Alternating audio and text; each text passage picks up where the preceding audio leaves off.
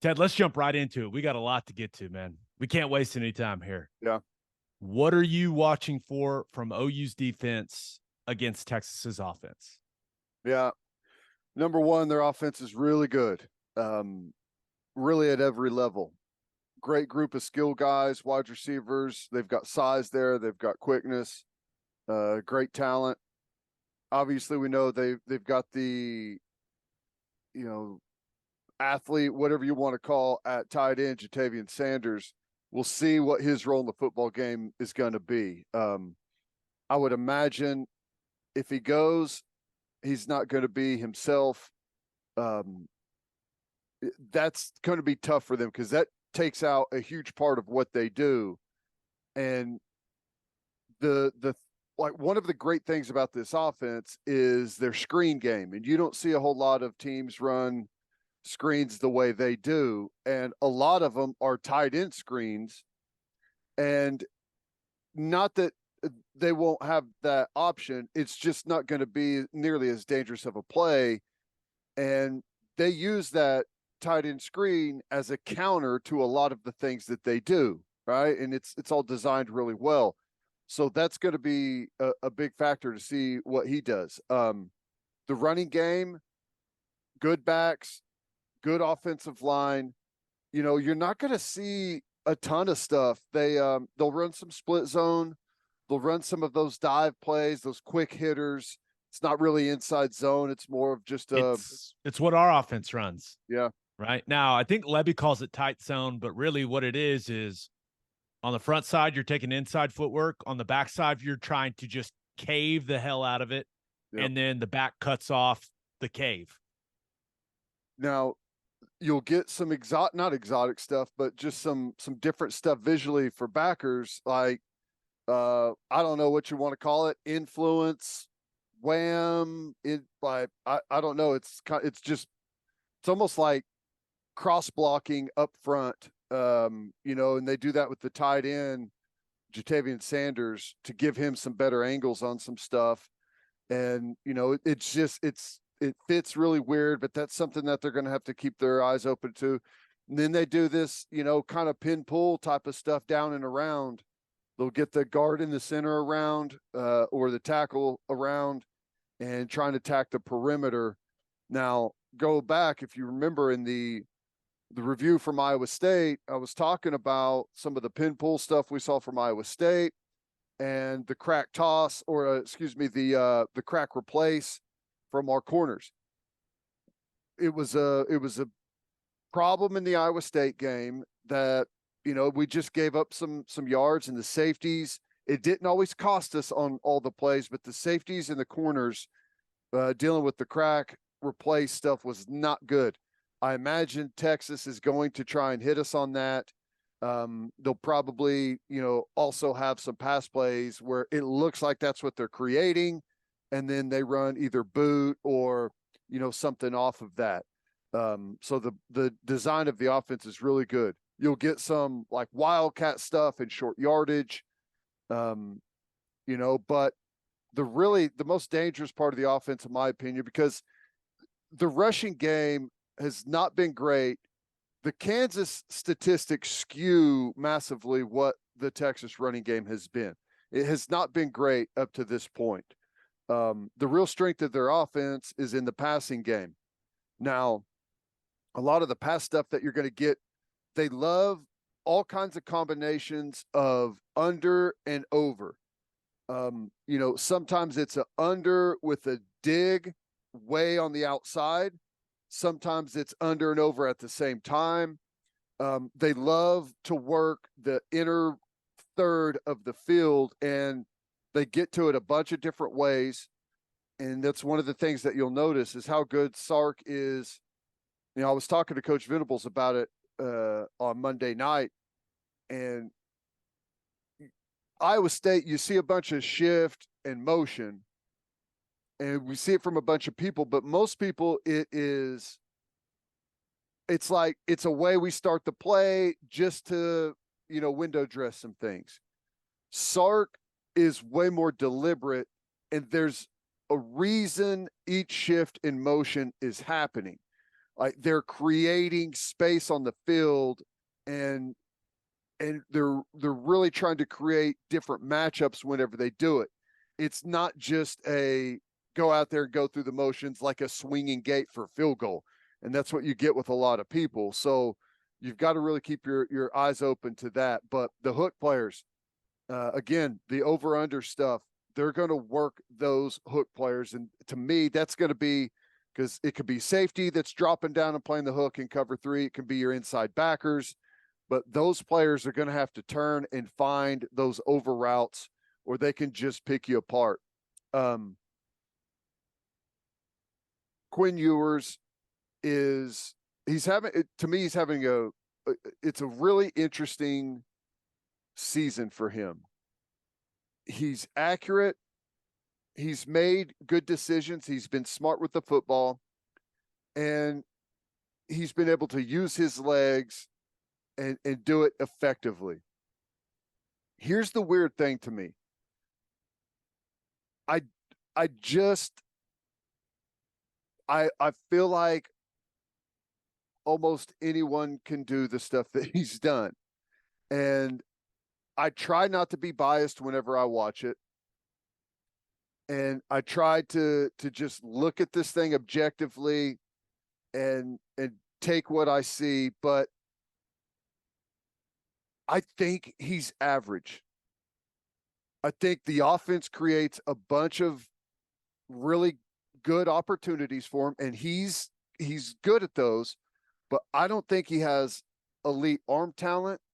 I don't think he has elite athleticism. I think and it's evident to me, where do you get exposed as a quarterback? You get exposed in the red zone. When you get to the red zone, everything becomes tighter.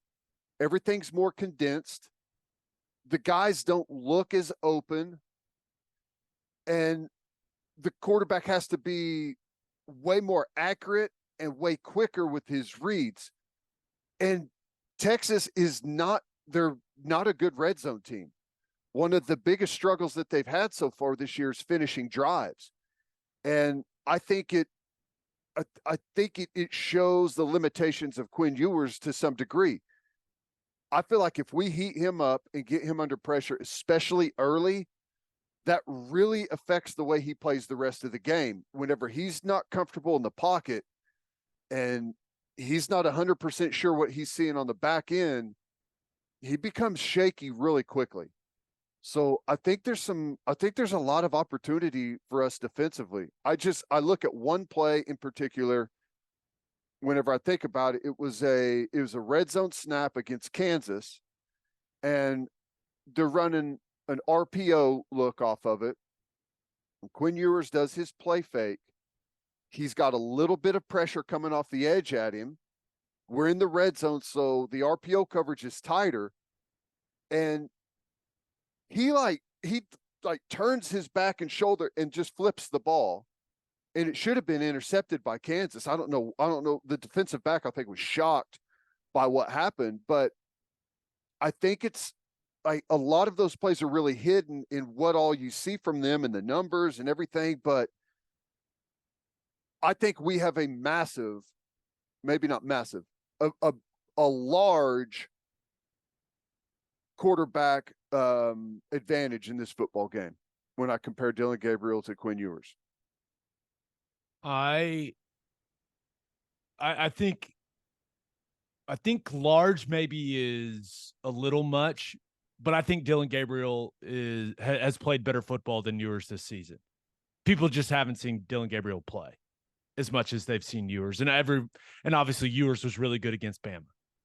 And when you play like that on that stage with all the eyeballs that were on that game, like that's what people are going to think of you. But I'm with you. There is nothing, like when you watch the tape, there's nothing, I don't know, breathtaking about what he's doing.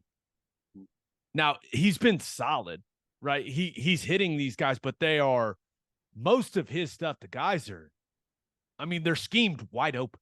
That's what I'm saying. I don't see him making something of nothing. That just almost never happens in their offense. It's either there and he makes the throw, or he pulls it down and scrambles, or takes a sack. I don't know. It's just, I mean, and I think that's actually I think it's a compliment to how good Sarkisian's offense is designed, where a guy doesn't have to do like anything extraordinary, and it's a well-oiled machine. It spews points and yards. What else you got? What do you think of the O-line?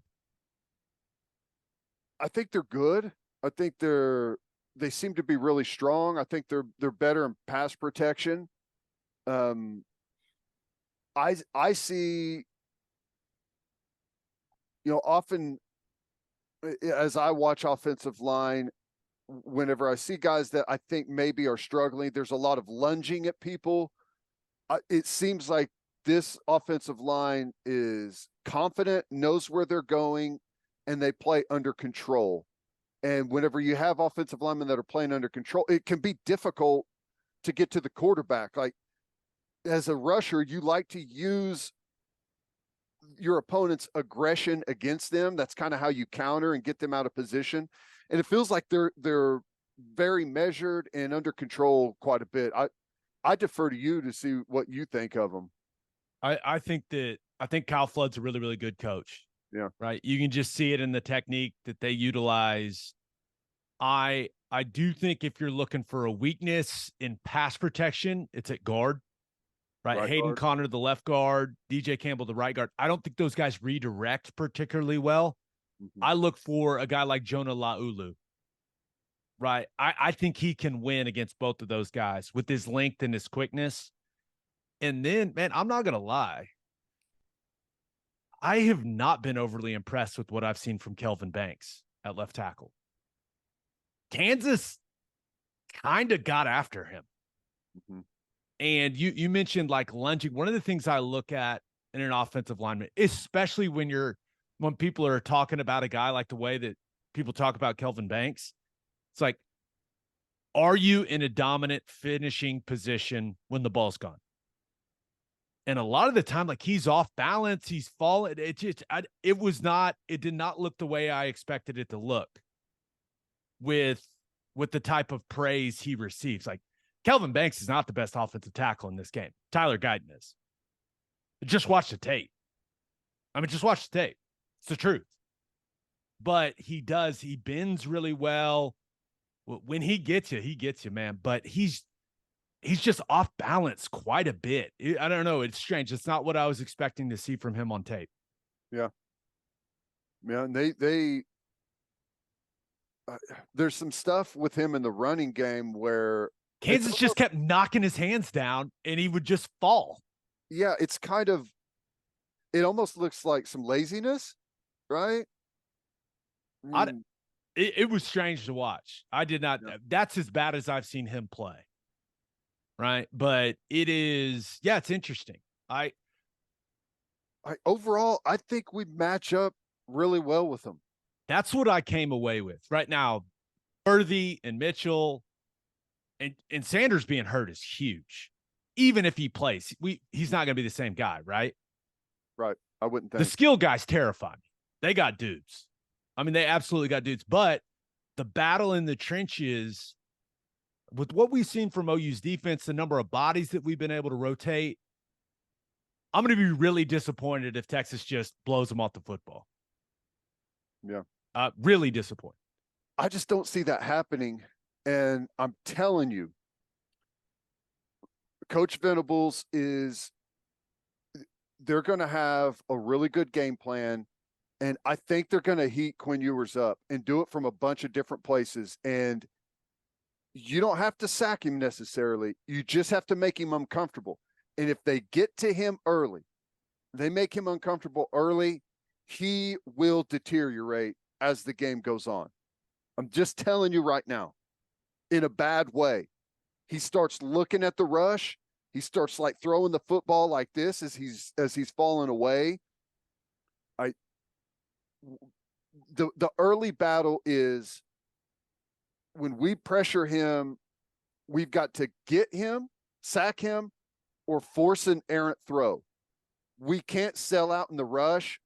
And what often happens is there's a lane and the quarterback steps through it and can run.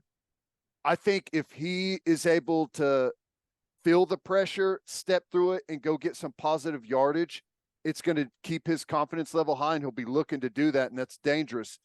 But if we can not allow that to happen and hit him, make him feel us, get a sack, force some ugly throws under pressure, I think he's going to deteriorate, because I don't think he has the skill level, the athleticism, or the arm to really be elite under pressure.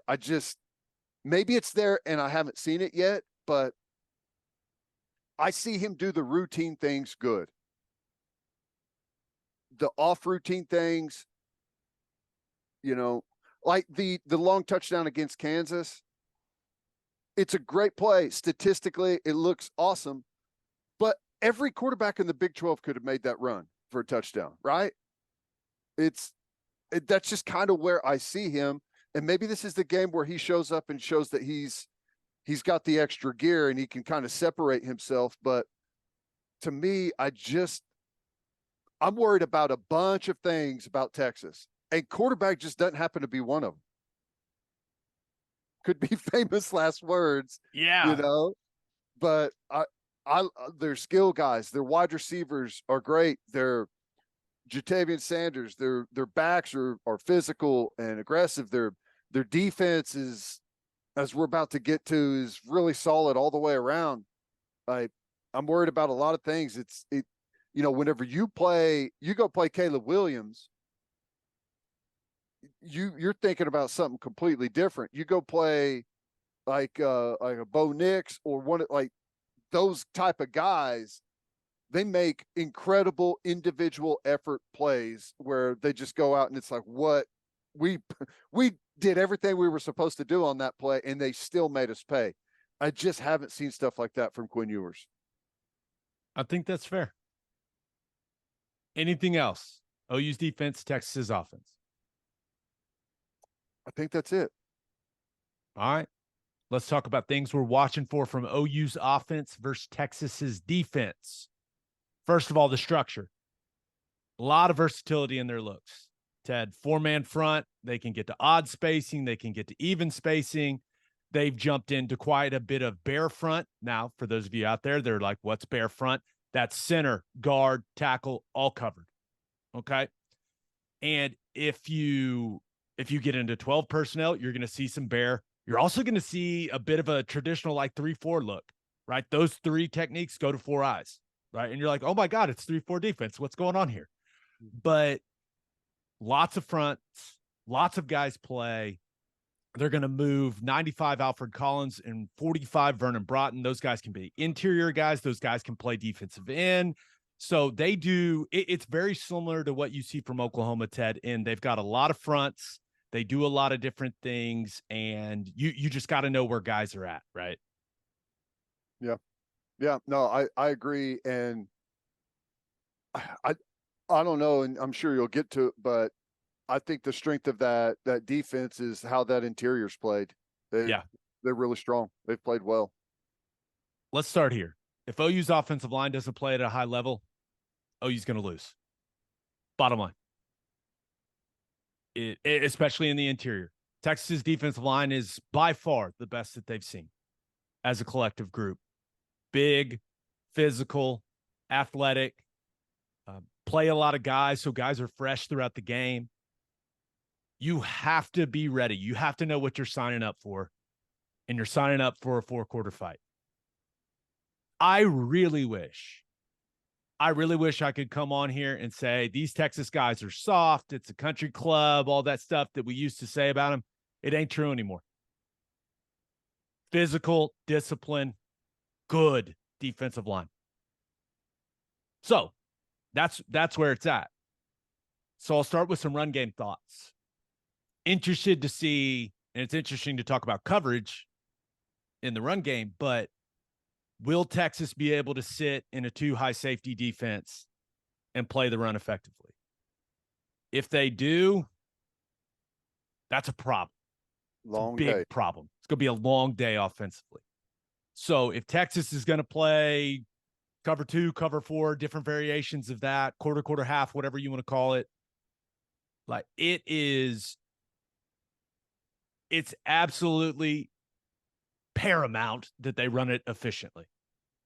Right now, this is not I'm not expecting OU's run game all of a sudden to rip off 40 and 50-yard runs. We just haven't seen that, and this is the best defense they've played against.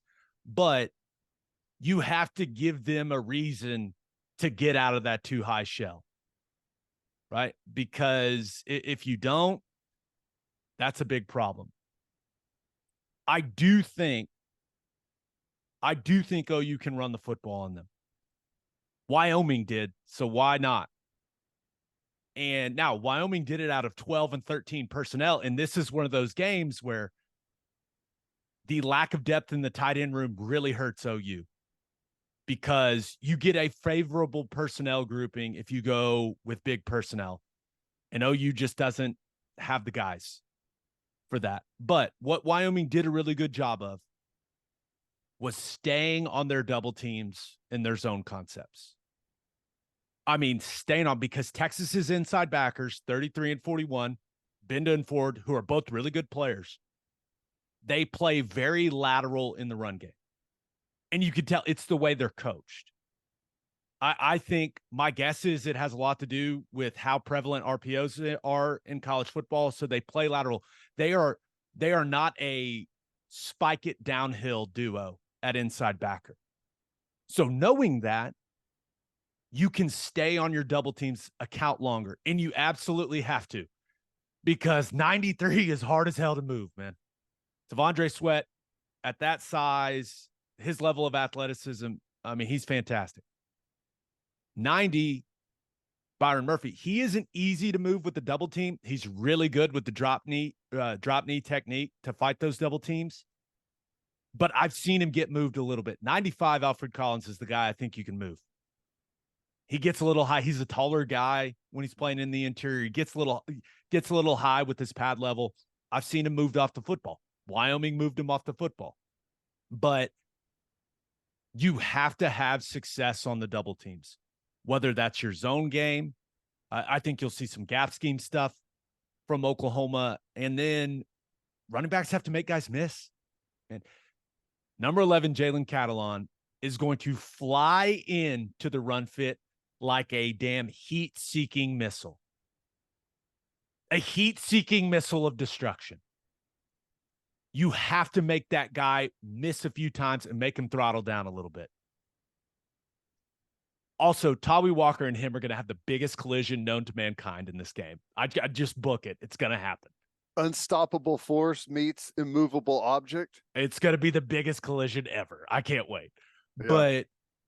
Yeah, but you're going to play with tempo, right? And that's what OU does. That's what Levy does.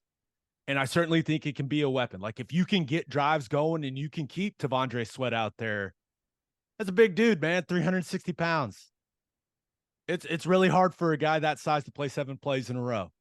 Mm-hmm. But I do think there will be some advantages to slowing down at some points. And here's why. When you're game planning, right, you think, okay, what schemes work well against their schemes? But you also have to think about matchups.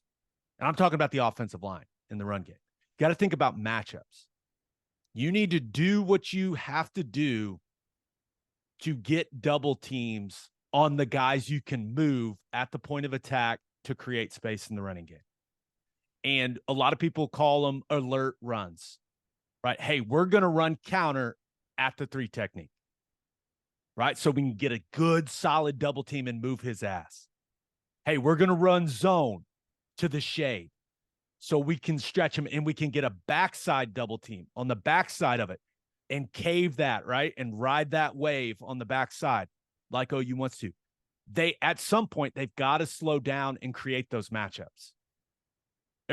I hope they do it, at least. But Wyoming rated on them. Now, they had a long, long touchdown run that skewed some of the statistics, and it's just Anthony Hill, the freshman linebacker. By the way, I hope they play him as much as possible at inside backer. That guy is I agree. lost.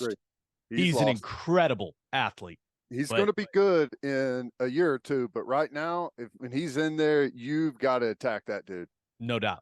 No doubt. But I know that was a lot on the run game, but I don't think this should not be a game, right? If OU's offensive line does what they need to do at the point of attack, if they're patient on their double teams, they play with good pad levels and physicality, there should not be a bunch of 0 and negative yard runs in this game. There just shouldn't. That's where I'm at with it. Yeah. No, I agree. I think this is one of those games.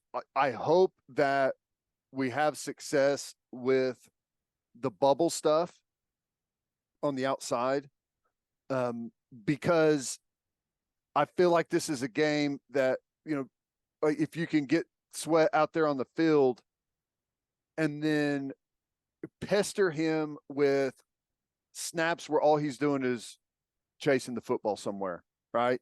Instead of going right at him and letting him get going and feel like he's a big influence on the football game. You let those big guys make some plays early and they feel like they're going to get the stats going. They can be hell on wheels. So I think we frustrate the interior by attacking the edges. But I'm with you. Like, even in our, like, the traditional stuff that we've seen this year, I think there's some plenty of room to be had in there. I think we can take advantage of the fact that their backers play soft. I mean, we should be able to. It may not be sexy. It may be 3, 4, 5 yards a carry up on the inside. But to me, like, if we can do that and get into some good down and distance third downs, keep the chains moving, that's ultimately where we want to be in this game. Yeah. And also Dylan Gabriel, his legs, and how he can add to the run game, and really how he can add just kind of holding some of those backside defenders, right? Just staring at him, looking like, okay, am I going to pull it? That's going to be part of it as well. But yeah, I think they can run it efficiently. I'm not expecting a bunch of massive chunk runs. We just haven't seen that, but I'll be disappointed if they can't get it going a little bit. Past game thoughts. I kind of think the tackles just have to live on an island in this game. You have to shore up the interior. I think Sweat and Murphy are their best pass rushers in the interior. Alfred Collins, he can get going. He's got some length. It's a difficult matchup for an interior guy, but as much as possible, just let Rouse and Guyton live on an island. Right. I think we have an advantage in pass protection, our offensive tackles versus their defensive ends. 91 Ethan Burke, great effort player. Looks like he's got some long arms, but Barron Sorrell, these guys are good players. They're not premier pass rushers. You have to win those battles in pass protection if you're Rouse and Guyton, and Sweat's an improved pass rusher in the interior. I think Murphy's their best guy. I think he's the toughest matchup, right? I like his quickness. He's violent with his hands. He's got moves. But, and I swear to God, if an offensive lineman for OU gets their hands slapped down on Sweat's stupid little knock down the hands and then club you move, I'm going to lose my mind. Just flash your hands, he'll throw it, and it'll be over. Just do it. But when you watch them, it's not a group that really jumps off the tape as pass rushers, especially the edge guys, Ted. Yeah. Yeah. And, it can be tough whenever, you're in that true 3-4 look to get to an edge in the passing game. So curious to see I'm sure we'll see a bunch of different fronts, but what they major in. I feel like that's kind of been a really nice strength for us, our offensive line in pass protection. I kind of feel like our best personnel grouping, perhaps even maybe to run the football, is going to be 4 wide stuff. Yeah. If we go 4 wide with wide splits from those guys, from those 4 guys, and they've got to really separate their safeties, and we can create some space on the interior. and slow down the safeties getting to the core to help in the run game. I think that's going to help a lot, and it also makes it difficult on a defensive coordinator. As good as Dillon Gabriel is with his legs, and you've got 4 really good receivers out there, it can be tough. Like you may end up in a spot where Dillon Gabriel is able to just sit back there and without any pressure if we can protect. So, yeah, I'm with you. I think you have to have explosive plays in the passing game, or else you're going to lose. Despite what you think of Quinn Ewers, Ted, Texas is going to have some. No, they will. Right? Sarkisian's a fantastic play designer, and they got dudes at wide receiver.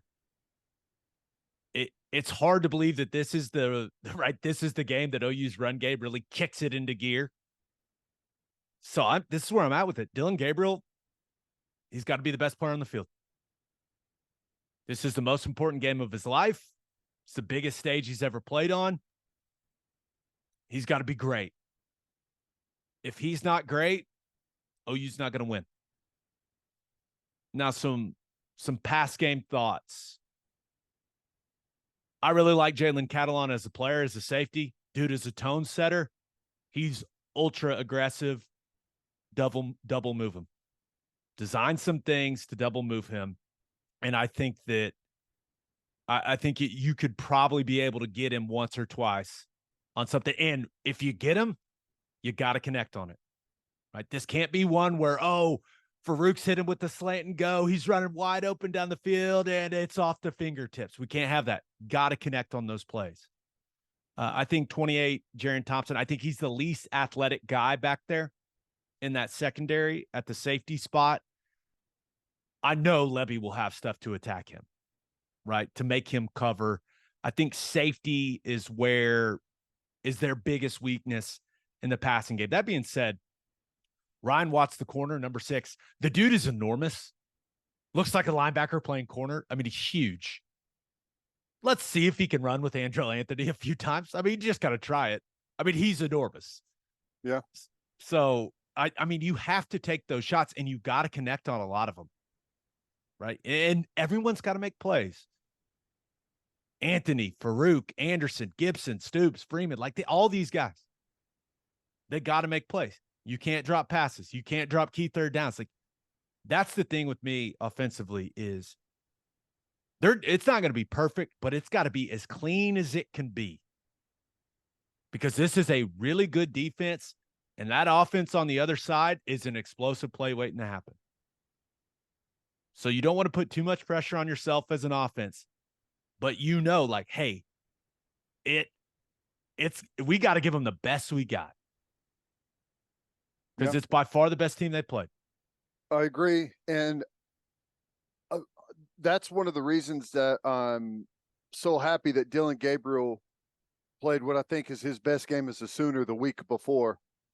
Because I still like our matchups at wide receiver for him to throw it up and let guys go make plays. They're going to look covered. But push it down the field and let those guys go make some plays like he's done. I feel good about it. This defense is more talented. They're not. So it's interesting. Like last week against Iowa State is a more disciplined, detailed defense. They're not as talented as Texas. Texas has maybe some more individual players that can make really nice plays on you, but I feel like we should be able to take advantage of the good matchups that we do have, and like you said, use some of their aggressiveness against them. Find there are some weaknesses in the defense personnel wise, find those and exploit them. I think we can have a pretty successful day. Now, what does successful look like? It depends what style of football game we play. I personally believe it's going to be a low-scoring game. I do. What's the over-under is, I think, 66, something like that. I would take the under, but who knows? It could turn into a track meet. And I guess that's the thing with two evenly matched teams. You're not sure what style of game you're going to get. Yeah. I think the Sooners have to get to 30 to win. Like 31-28, something kind of like that. But a few more thoughts. Have to be the OU's offensive line. You got to be ready for twists in the Bear front. And Iowa State, they hit OU on a double mug. So two backers standing up in the A gap, right? They got them with the pressure where the backer standing up in the A gap went and picked the left guard. The defensive tackle that was lined up over the left guard then looped and created, so it was the running back one-on-one with the defensive lineman. And neither guy got blocked, right? They were Everett in the running back did not handle it well. I guarantee you Texas is going to make sure that they've got that sorted out. You're going to see that, and I will lose my mind if they don't pass it off correctly. Just pointing that, just what that's way in the weeds, but I'm going to lose it if they don't bump it off. You got anything else? I know that was a lot, both sides of the ball. Well, here's the thing. When you have a game that appears to be really evenly matched, two good offenses are both going to be going up against good defenses. This football game ultimately will be won in special teams. It can be something obvious like a missed or made field goal, but most likely it's going to come down to the less obvious things like field position, penalties. That's what's going to happen here. I mean, I fully believe it. We were talking Monday night about that the Superman play way back in 2001. That was a special teams play that created that, right? A field goal punt that was mistakenly fielded inside the 5-yard line by Texas. That was what lost them the game, and that's what won us the game. In my opinion, that's what this game is going to come down to, is who makes the special teams the big explosive play or the critical mistake. It's almost as if you and OKC Cool Ranchers are sharing a brain. Because let's get to call your shot. We asked you guys the number one thing you're watching for in OU Texas. OKC Cool Ranchers said special teams. OU has blocked 2 punts and taken one back to the house, which in this game usually leads to a win. Field position is also incredibly important. So kicking and punting game need to be terrific. Is this your burner, Ted? No. I wish, well, I don't know. Here's the thing. We've made big plays in the like the punt block, right? But it was a mistake. We got a safety instead of a touchdown. That could be the difference in this game. We also kicked the ball out of bounds. All right. We made some plays, but we left a lot out there. And in a game where you're evenly matched, there's no margin for error. Those little mistakes can end up being the thing that gets you beat. So while we've had some really good stuff, we've also had some big missed opportunities that have been thrown in there. Go back to the Cincinnati game. You know, there's some mistakes in special teams there. We let a punt hit the ground, whatever we could. Like there was a lot of lost yardage in that game as well. We've got to tighten that stuff up. Can't miss field goals. Can't shake punts. Can't blast punts through the end zone. Can't give up big returns. Texas is the team that needs to make those mistakes. And I'll keep saying this. If OU makes those type of mistakes, they're going to lose the football game. Right.